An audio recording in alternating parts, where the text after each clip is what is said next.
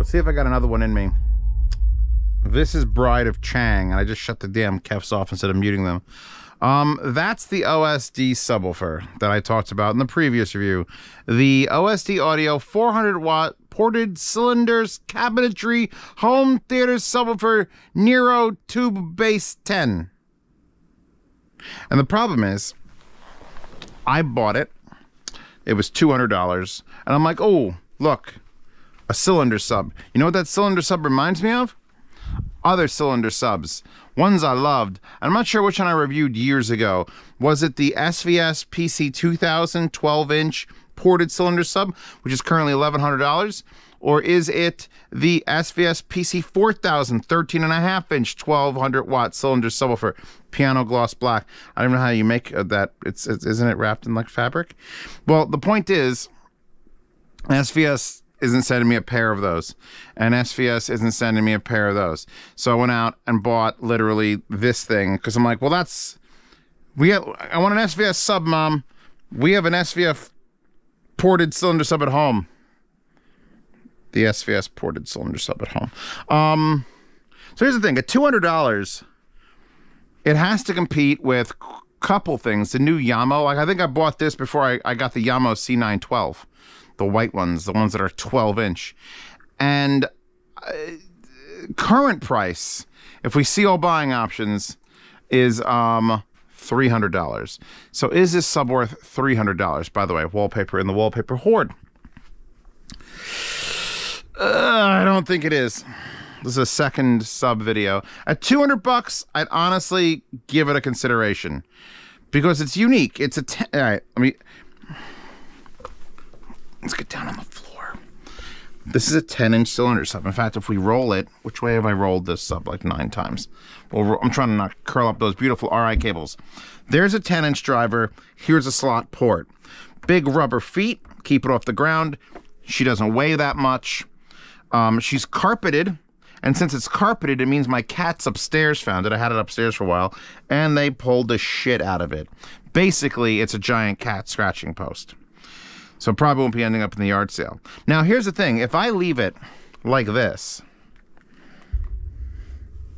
and lean it right here, and then the music ends, of course the music fucking ends. Ooh, Static X Machine. This isn't so bad. It's one of the reasons it's light is because it's a cylinder.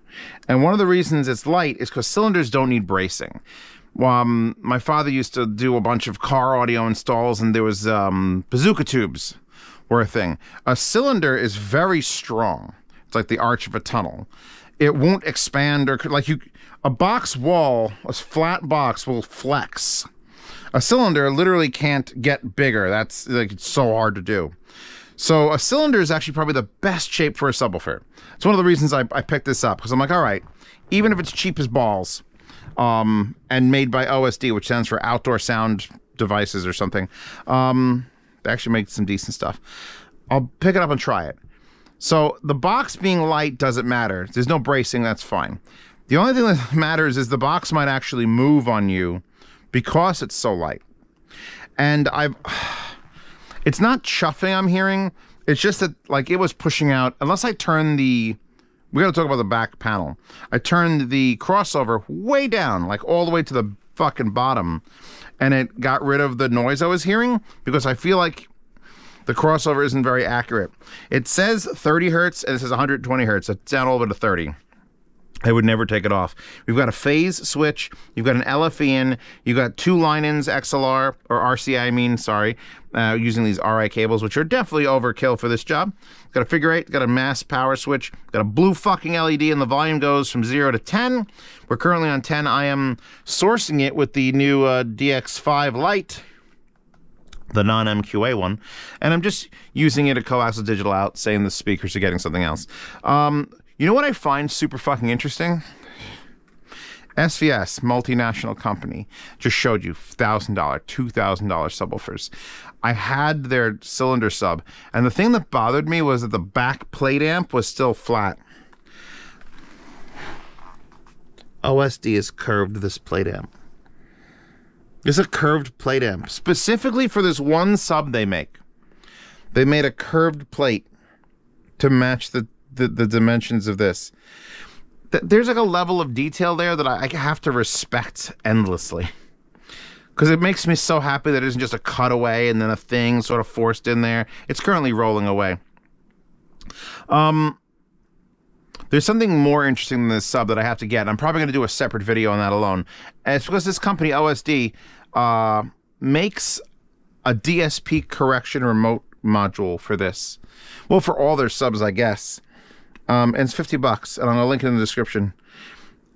And I've gotten it working, but I haven't played with it enough to really know. Like, one of the reasons I've got the topping here is so I can literally raise and lower the gain and mute it, and just like, okay, turn off the sub, listen to the speakers, okay, mute the speakers, listen to the sub.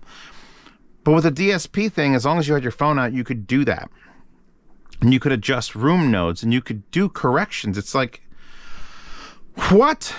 That's better than SVS shit that doesn't have it. But the thing is, you could add that module for $50 to other things. I'll get the module and review it. Let's go back to this sub, because this is going to be a short review. If this came back for $200, I would tell you to consider it. All right, there's other subs, there's better subs, Bic Americas, you get some Dayton stuff. But there's something about a tube sub that's 10 inches. I mean, the carpeting is the fucking worst. Why did my cats eat it? It just it's only moving every boop. Oh, there it goes.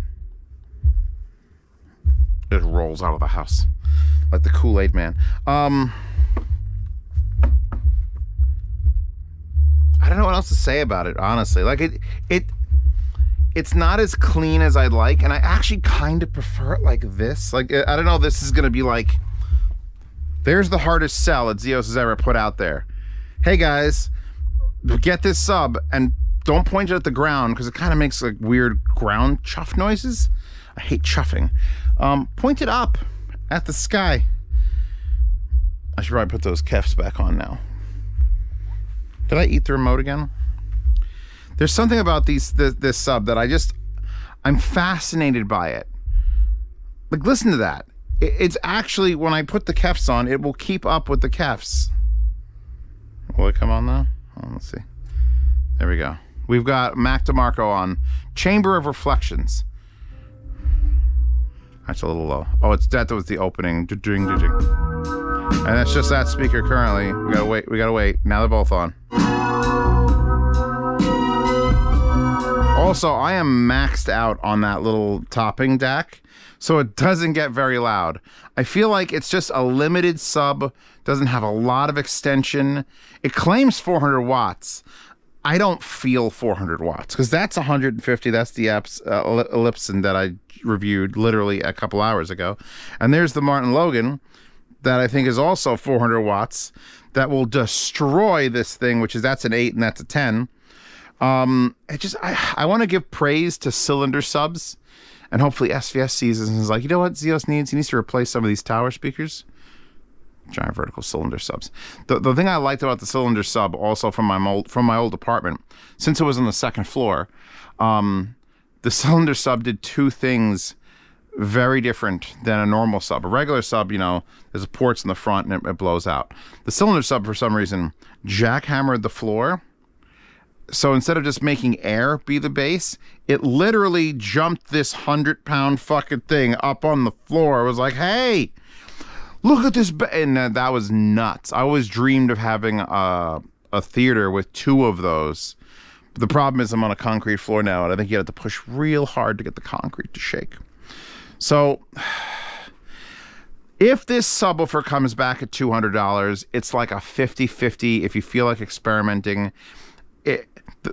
It's fine. It's fine. The crossover, like, you basically have to drop it all the way to 0 or you're going to get a lot of vocals through it. I'm at maximum out on that. It's not like it's the LFE. This is like the line in, so it's not really pushing unless... Hold on, let me do a test. I'm going to unplug it from one side. We're going to give it just right channel into the LFE, which is actually going to play full range because... Oh no, I've figured usually when you have an LFE on a sub, that means you're expecting the receiver to do your frequency cutoff, so it just goes full range. This one apparently still uses the knob, but it isn't any louder. I was wondering if going into the LFE would like up the gain 5 or 10. No, it's the same. It's one of those subs that in certain locations, like I literally had this attached to one of my Amazon Echoes. It was the Echo was outputting 3.5 millimeter to a headphone splitter and a 3.5 to RCA to this, and then another 3.5 to 3.5 to a Bluetooth speaker up in my kitchen. And I'm like, holy fuck, bass. So it does its job. It's just the carpet and the cat's ripping it apart. And it is so light that you're like, it's going to move. I don't know. I'm getting this review out of the way. Because it's like, I want to tell you about how great this is. But instead what I'll do, here's what I'll do. We'll go here. And instead what I'll do is, here's the control module, by the way. Which I do have. The OSD IDSP Subwoofer EQ and Room Tuning Kit. With iPhone, Android app control. Fucking amazing for $50. Like, that needs to exist. OSD's got some really good shit. And where's the other thing that OSD has? Okay, so in the process for looking up the link to this, OSD apparently makes. Where's this? Does it say what OSD stands for? I know what OSD stands for.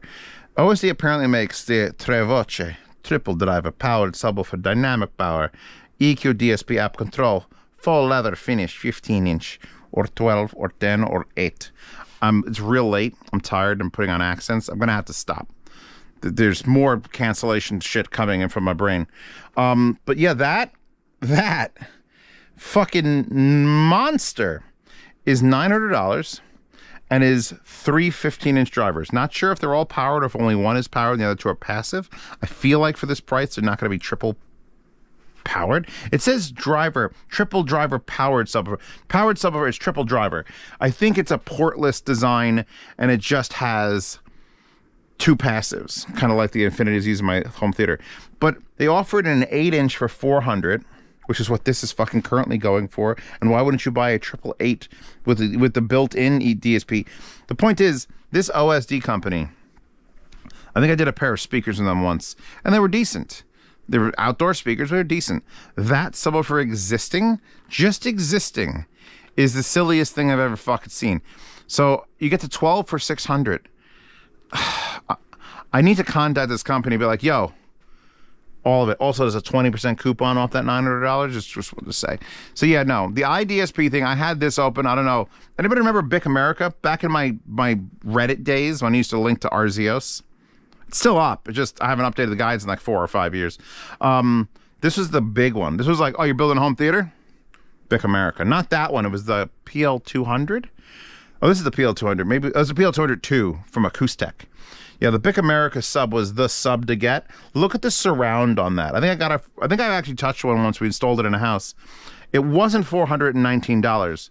But again, this is currently $300 on the site. It should be $200. I would be if this was $99 or $150, I'd have no problem recommending it, so long as the Yamo C912 didn't exist.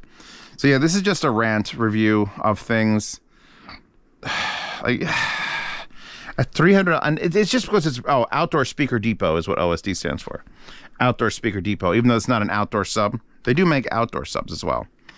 You know, I kind of, this is just me trying to be like, I have an SVS PC 4000 at home. There it is. So it's one of those videos. I'm done. We'll do more subwoofers. Don't worry, I got the big HSU coming.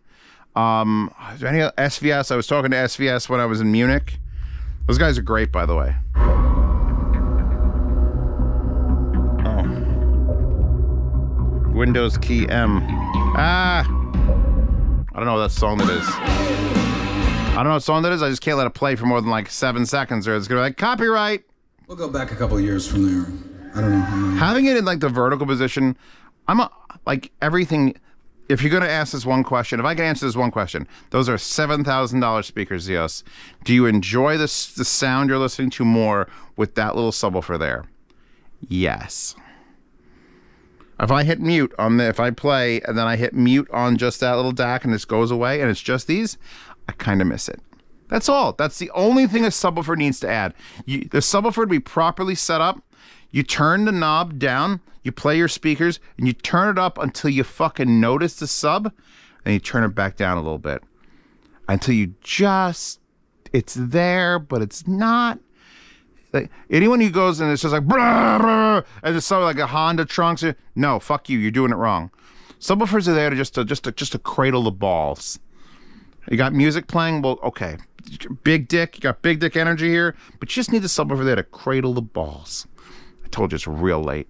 Real fucking late. It's like 3 a.m. I'm done. So if you'd like to cradle the balls, buy a subwoofer. I don't know, I'll link like 5 of them. See us in the future who's probably got to sleep and is drinking tea right now. Link to like 5 decent subwoofers. Just cheap ones. Like the Dynamo's $500 is not cheap. That's $900. Don't link to that. Link to Yamo. Link to the other OSD. That shit look crazy. Anything with triple drivers, even if 2 of them are passive, I'm fucking down, man. I'll clown all goddamn day. The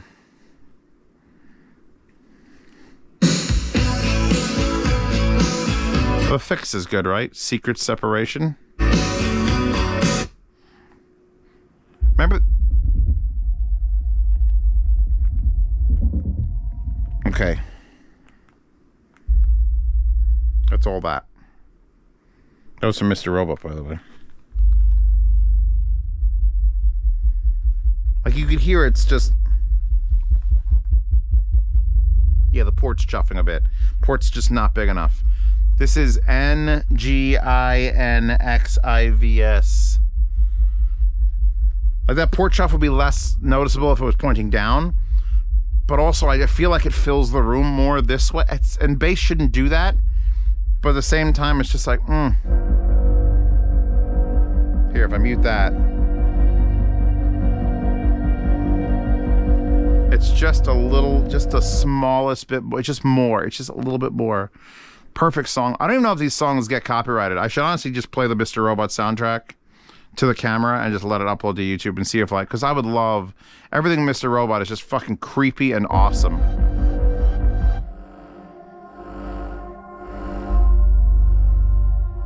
Actually, you know what? This song is going in the sound demo playlist because I want the speakers to do this on camera. So if you want to get these sound demos, feel free to join my Patreon or Subscribestar. $5 a month lets you get to lossless sound demos, all previous sound demos that have been deleted from YouTube, all new sound demos only come out privately. You could also see reviews early, like this one, which, if you're thinking about buying it, at least you know the foibles of it. Wow, I got a good vocabulary when I'm tired. The foibles of it. And, oh, fuck, man. I need that to play. Now it's 3 a.m. because the whole house is resetting. I have all the lights set to go back to their like standard positions in case I forget. I go to bed. I've left the lights on in the basement. I don't got to worry about it because at 3 a.m. all the lights go back to like. So that one should come on. 11 should come on at some point. But yeah, no, it's comfy in here now. It's a little bit creepy now. We're gonna put that music back on. There's a little bit of like. It's not a bad sub. It's just not a $300 sub.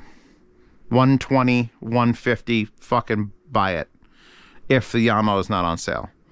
But not $300. Anyway, Patreon, Subscribestar, see reviews, all the other, see reviews early, and then don't forget $10 is a chat with me. I want more people in that $10 chat, goddammit. That's my favorite place. I live there. My phone's purpose in life is to be in the $10 patronage chat.